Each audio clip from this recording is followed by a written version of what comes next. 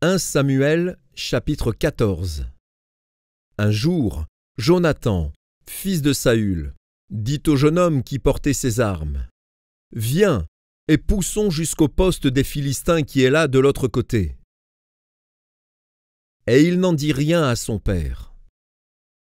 Saül se tenait à l'extrémité de Gibéa, sous le grenadier de Migron, et le peuple qui était avec lui formait environ 600 hommes.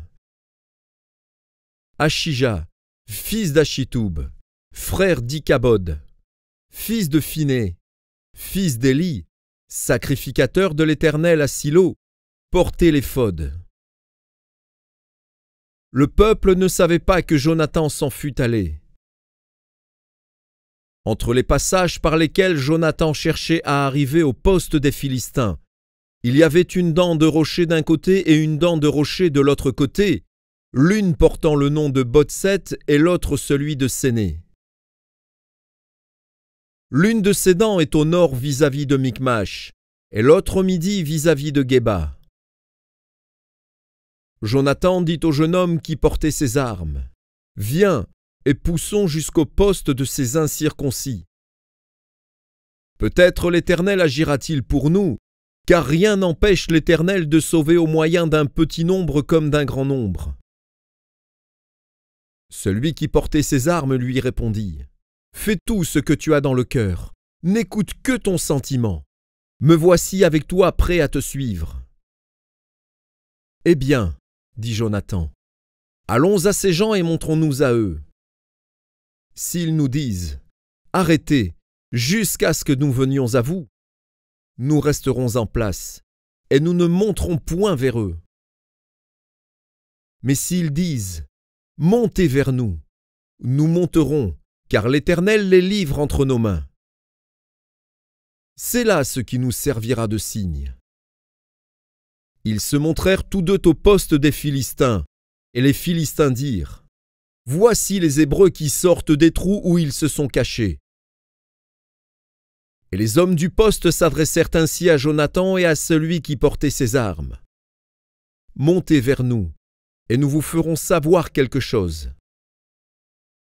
Jonathan dit à celui qui portait ses armes : monte après moi, car l'Éternel les livre entre les mains d'Israël. Et Jonathan monta en s'aidant des mains et des pieds, et celui qui portait ses armes le suivit. Les Philistins tombèrent devant Jonathan, et celui qui portait ses armes donnait la mort derrière lui.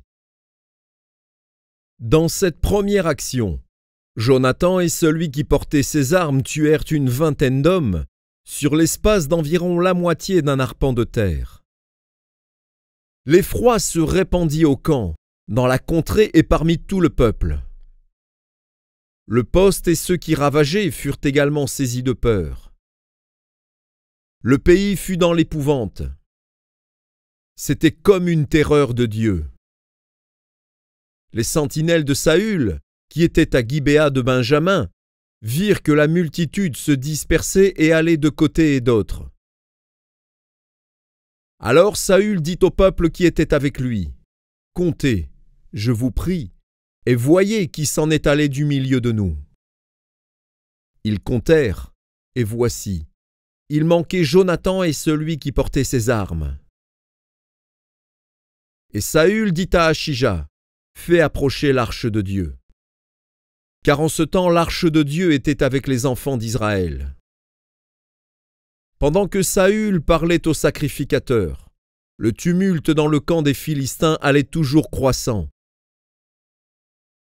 Et Saül dit au sacrificateur : « Retire ta main. » Puis Saül et tout le peuple qui était avec lui se rassemblèrent, et ils s'avancèrent jusqu'au lieu du combat.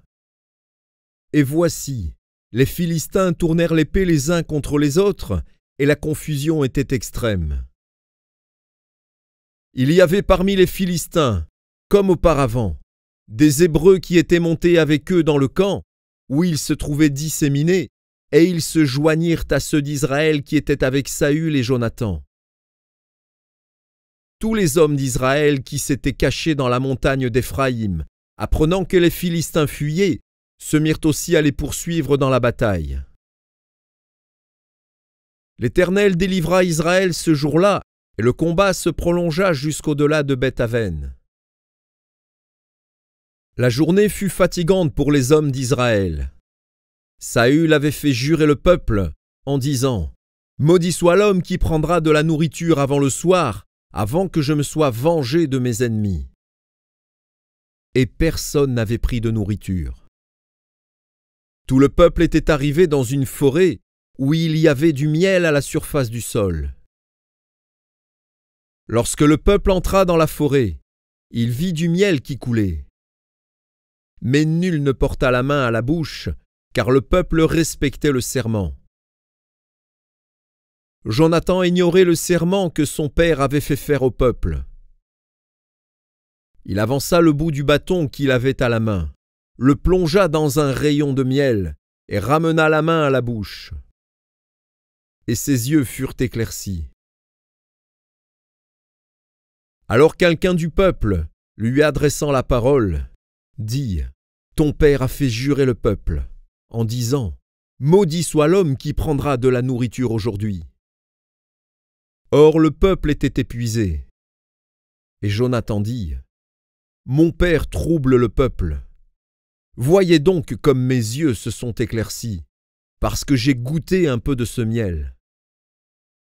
Certes, si le peuple avait aujourd'hui mangé du butin qu'il a trouvé chez ses ennemis, la défaite des Philistins n'aurait-elle pas été plus grande? Ils battirent ce jour-là les Philistins depuis Michmash jusqu'à Ajalon. Le peuple était très fatigué, et il se jeta sur le butin. Il prit des brebis, des bœufs et des veaux. Il les égorgea sur la terre, et il en mangea avec le sang.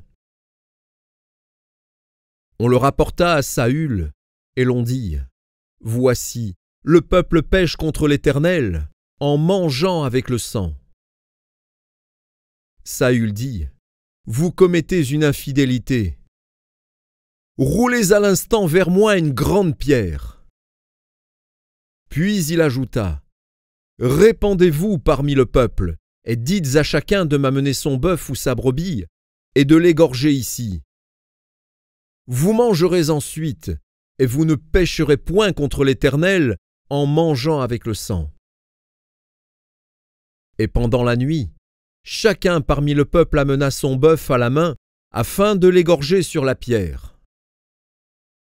Saül bâtit un autel à l'Éternel. Ce fut le premier autel qu'il bâtit à l'Éternel.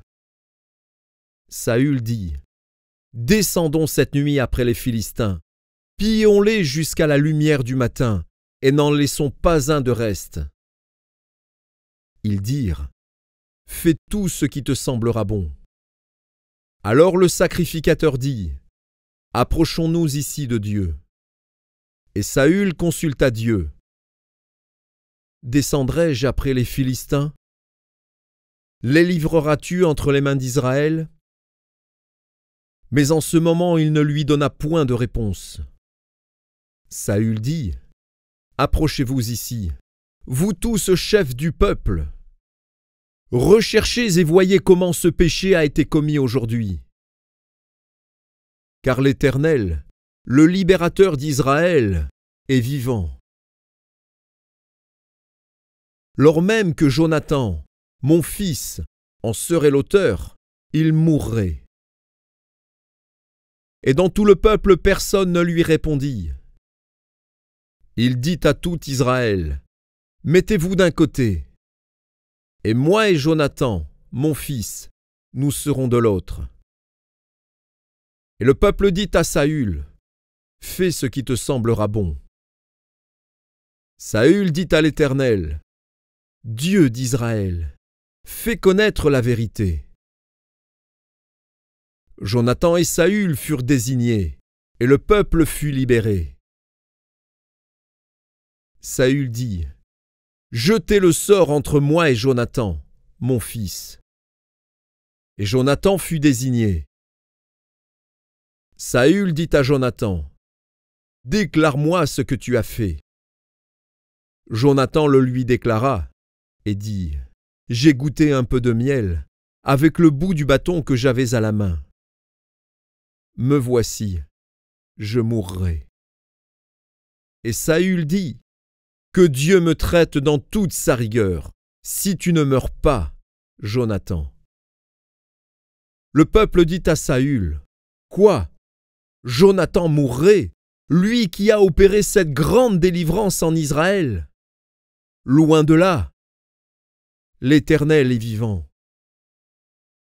Il ne tombera pas à terre un cheveu de sa tête, car c'est avec Dieu qu'il a agi dans cette journée. Ainsi le peuple sauva Jonathan, et il ne mourut point. Saül cessa de poursuivre les Philistins, et les Philistins s'en allèrent chez eux. Après que Saül eut pris possession de la royauté sur Israël, il fit de tous côtés la guerre à tous ses ennemis, à Moab, aux enfants d'Ammon, à Édom, au roi de Tsoba et aux Philistins. Et partout où il se tournait, il était vainqueur. Il manifesta sa force, battit Amalek et délivra Israël de la main de ceux qui le pillaient. Les fils de Saül étaient Jonathan, Jishvi et Malkishua. Ses deux fils s'appelaient l'aîné Mérab et la plus jeune Michal. Le nom de la femme de Saül était Achinoam, fille d'Achimaat. Le nom du chef de son armée était Abner, fils de Ner, oncle de Saül. Kis, père de Saül, et Ner, père d'Abner, étaient fils d'Abiel. Pendant toute la vie de Saül, il y eut une guerre acharnée contre les Philistins. Et dès que Saül apercevait quelque homme fort et vaillant, il le prenait à son service.